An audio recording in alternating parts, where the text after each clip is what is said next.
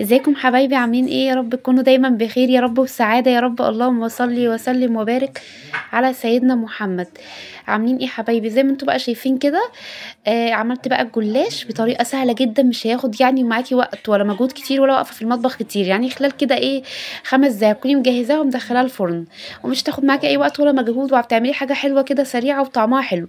والناس بقى اللي عندها مشكلة ان السكر بقى غالي والكلام ده، ما تقلقيش، مش تاخد معاكي سكر كتير. جميلة جدا الوصفة دي. هقولك على مكون تحطيه فيها يخلي لك الجلاش طري وطعمه حلو قوي، ودايب زي ما انت شايفه كده، وما ياخدش برضو معاكي عسل كتير.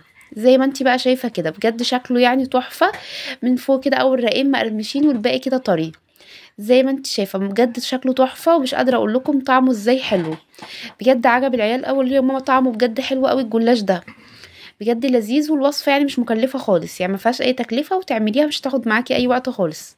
بجد اسرع حاجه حلوه تعمليها عندك يعني في البيت للولاد. زي ما انتوا بقى شايفين بجد طعمها تحفه تحفه، لازم تجربوها. اوعوا تنسوا بقى اللايك والاشتراك في القناه يا اماراتي حلو، لايك وشركه وشير الفيديو على قد ما تقدروا.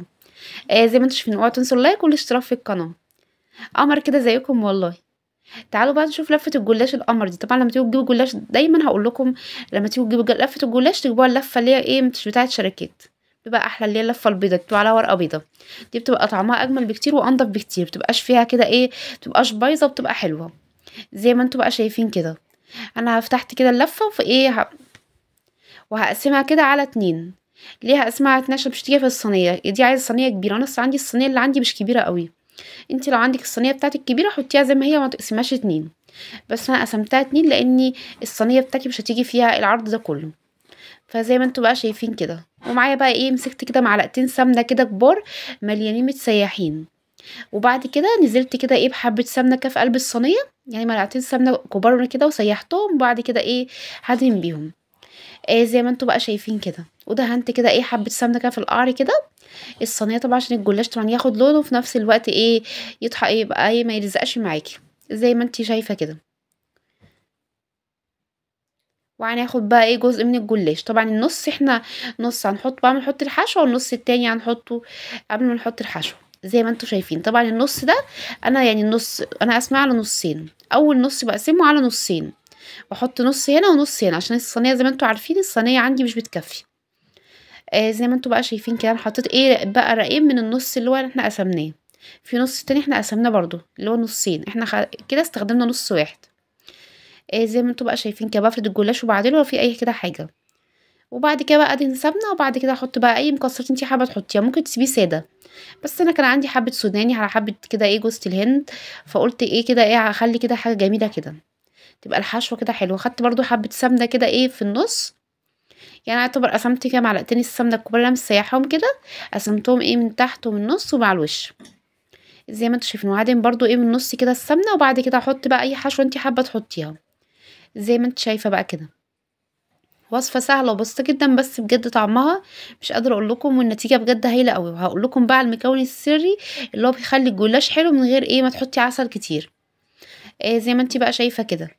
واحط كده ايه دول شويه سوداني مجروشين كده، حطيتهم كده زي ما انتوا شايفين، رشيتهم كده على الجلاش. دول كانوا حبه كده عندي، قلت ايه استغلهم. فاحنا في شهر رمضان احلى حاجه موجوده في البيت عندنا السوداني، جوز الهند، الزبيب، الحاجات دي استخدميها في حلوياتك بتبقى حلوه قوي.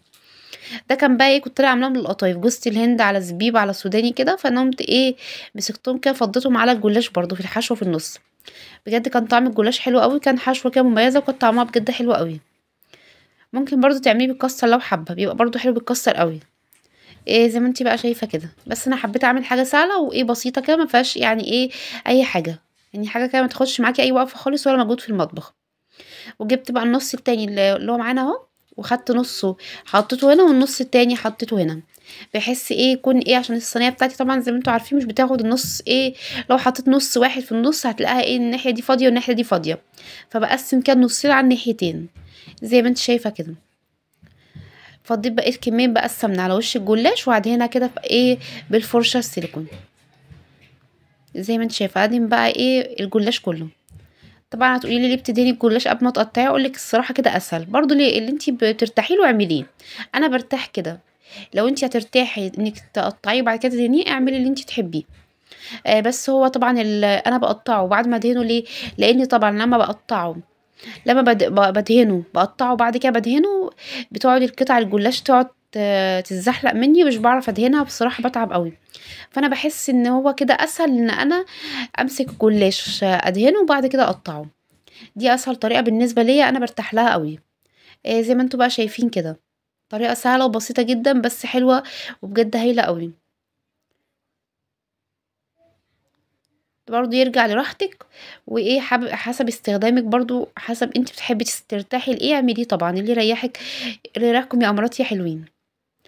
زي ما أنتم بقى شايفين كده، هاقطّع كده إيه مكعبات أقطّعه كده مكعبات على حسب ما أنتِ حابة بقى، تقطّعيها مكعبات كبيرة، مكعبات صغيرة، اللي أنتِ حاباه طبعًا اعمليه، زي ما أنتِ بقى شايفة كده. أنا قطّعت كده إيه خلاص الصينية كلّها قطّعتها، طبعًا كنت مولّعة الفرن كده قبلها إيه، لو أنتِ فرنِك بيسخن بسرعة أوي قبليها ب5 دقايق، على الرف التاني في الفرن ولّعت عليها من تحت، وبعد كده أمّا خدت لون من تحت ولّعت عليها الشواية، بعد كده طلّعتها زي ما أنتم بقى شايفين كده، وهادّيها بقى العسل، طبعًا العسل اللي إحنا عاملينه مع بعض.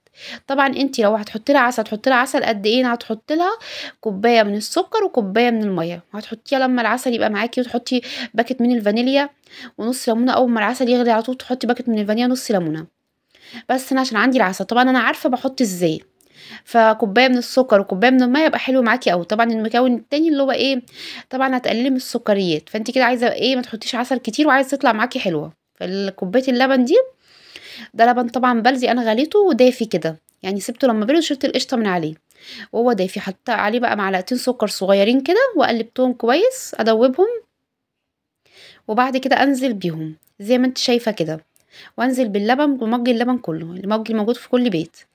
زي ما أنتِ شايفة دي بجد كوباية اللبن دي بتدّي طعم حلو أوي للجلاش، وبتدّي له طراوة من جوّه كده وبتخلّيه بجد حلو أوي، وبجد جميل أحلى كمان لمّا تعمليه بعسل بس، وبتوفّري كده سكر شوية عندِك، أحسن ما تعمليه بسكر خالص وبعسل خالص. طبعًا أنا غطّيته لمدة كده نُص ساعة ودخّلته الفرن كده، الفرن كان سُخن فطبعًا قِطِر، لو أنتِ مش بتحبيه كلّه مقرمش ما تعمليش الخطوة دي، بس أنا باحب الجلاش يبقى قلبه من جوّه طري، عشان كده غطّيته وحطيته في الفرن فإيه عرق كده وطري من جوّه.